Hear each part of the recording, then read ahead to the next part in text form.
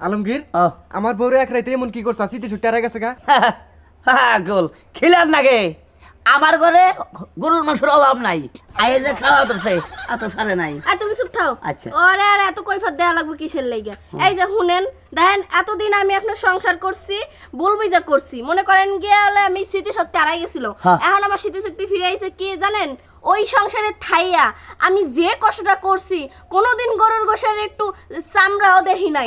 শোনো বুঝছি এই স্যার এখন রোডের কাম 350 টাকা পায় ওন দিকে 50 টাকা দুপুরে খায় থাকে 300 টাকা খালি রডের কাম না ওই যে আমাদের পাশের বাড়ির ওই যে ভাবি আছে ওই ভাবির বাড়ি যাইয়ে বাথরুমও পরিষ্কার করছে।